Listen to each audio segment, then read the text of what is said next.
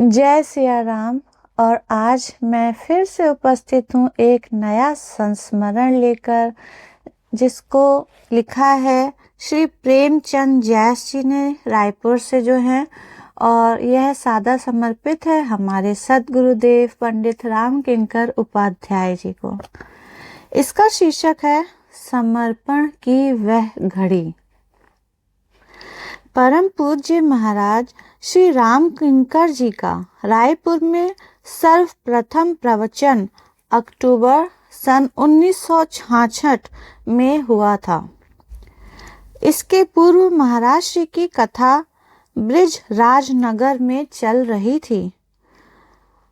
यहीं से बिलासपुर होते हुए उन्हें अमलाई जाना था। इसी बीच 3 दिन का समय रायपुर के लिए दिया गया था। कार्यक्रम की स्वीकृति का पत्र पाकर मैं बहुत प्रसन्न था। यह पत्र पूज्य भैया श्री उमाशंकर जी के हाथ का लिखा हुआ था। उन दिनों वे अकेले ही महाराज श्री की सेवा में रहा करते थे।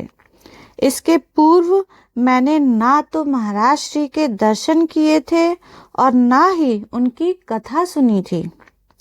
यद्यपि बहुत पहले कलकत्ता से प्रकाशित उनकी 2 पुस्तकें भरत चरित्र और मानस में शिव तत्व स्वर्गीय भवानी शंकर जी पुरोहित ने कलकत्ता से लाकर मुझे दी थीं। इन पुस्तकों को पढ़कर मैं अत्यधिक प्रभावित हुआ था और तभी से महाराज श्री का परम भक्त हो गया था। जब रायपुर में उनका कार्यक्रम निश्चित हो गया तो मैंने सोचा कि महाराज श्री के रायपुर पधारने के पूर्व एक बार ब्रिज राजनगर जाकर महाराज श्री के दर्शन तो कर लूं। अतः दूसरे ही दिन सवेरे 5 बजे वाली ट्रेन से मैं ब्रिज राजनगर के लिए चल पड़ा और दोपहर 4 बजे के लगभग ब्रिज राजनगर पहुंच गया। वहां महाराज श्री बिरला गेस्ट हाउस में ठहरे थे।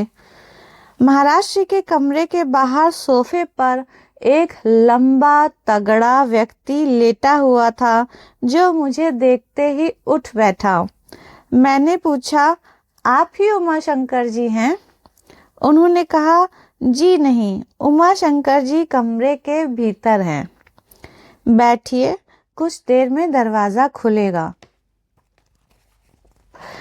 थोड़ी ही देर में कमरे का दरवाजा खुला और उमाशंकर जी बाहर आए।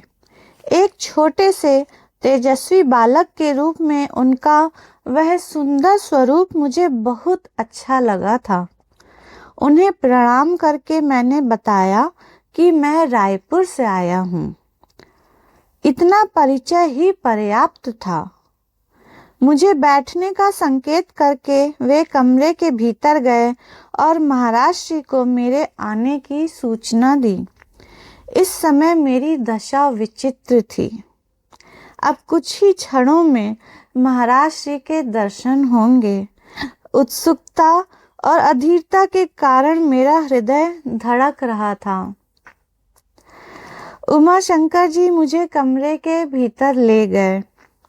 ज्यों ही मेरी दृष्टि महाराज श्री पर पड़ी, बिजली के करंट सरीखा एक जोरदार झटका मुझे लगा। पूरे शरीर में रोमांच हो गया। वह एक अद्भुत अनुभूति थी जिसे केवल अनुभव किया जा सकता है। महाराज श्री हाथ के सहारे लेटे हुए थे।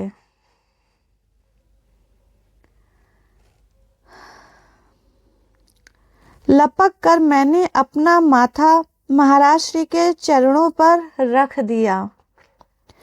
अपने स्वामी के श्री चरणों में इस सेवक के सर्वस्व समर्पण की साक्षी वह घड़ी धन्य थी। शाम को महाराज श्री घूमने के लिए निकले। उमा भैया के अतिरिक्त मैं भी उनके साथ था। रास्ते में महाराज श्री से खूब बातें हुई। लगभग आधा घंटा घूमकर महाराज श्री वापस लौटे। प्रवचन का समय हो रहा था। महाराज जी को प्रवचन स्थल तक ले जाने के लिए जीप आ चुकी थी। गेस्ट हाउस के समीप ही विशाल शिवालय में प्रवचन की व्यवस्था थी। महाराज जी के साथ जब हम लोग वहां पहुंचे तो सभा मंडप खचाखच भरा हुआ था। व्यासपीठ के सामने पास में ही उमा भैया ने मुझे बिठा दिया। महाराज श्री व्यास आसन पर विराजे और प्रवचन प्रारंभ हुआ। मैं मन ही मन सोच रहा था कि मैं कितना भाग्यशाली हूँ कि आज विश्व के सर्वश्रेष्ठ मानस व्याख्याता के श्री मुख से रामायण सुन रहा हूँ। राम राज्य की व्याख्या चल रही थी।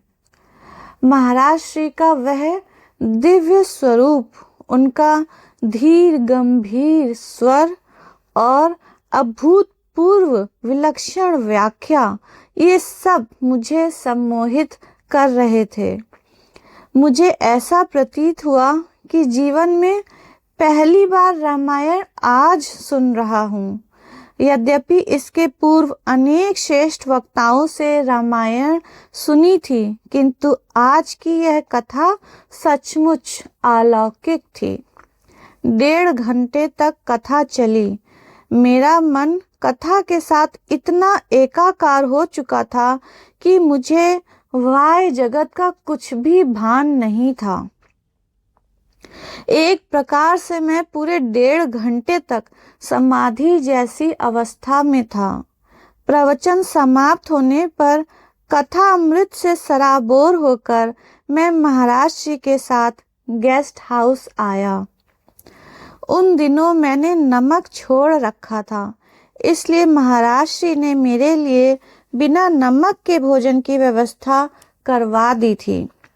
भोजन प्रसादी ग्रहण करने के पश्चात महाराज जी से रायपुर पधारने की पुनः प्रार्थना करके उनके श्री चरणों में बारंबार प्रणाम करके रात्रि की ट्रेन से मैं रायपुर लौट आया।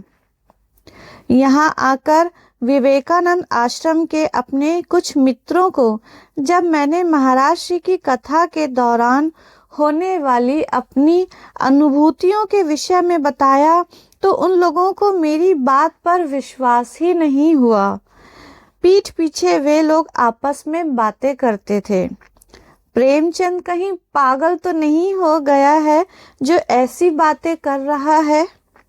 महाराज जी के रायपुर पधारने पर उन मित्रों ने जब महाराज जी के श्री मुख से राम कथा सुनी तो सबसे पहले वे लोग मेरे पास आए और मुझसे लिपट कर कहने लगे, आपने महाराज जी की जितनी प्रशंसा की थी वह तो बहुत कम थी, हमें क्षमा कर देना। यद्यपि ये बातें बहुत पुरानी हो चुकी हैं, फिर भी कितना स्मरण करके आज भी आनंद में डूब जाता हूँ। जय सिया राम। यह संस्मरण सुनकर बहुत सारे आनंद की लहरें हृदय में उठने लगी हैं। आशा करती हूँ आपकी भी यही अनुभूति होगी और कृपा करके अपनी अनुभूति कमेंट्स में अवश्य प्रकट करें। जय जय श्री सीताराम। बोलिए सद्गुरुदेव भगवान की जय। सद्गुरुदेव भगवान अमर हैं। जय जय सिया राम।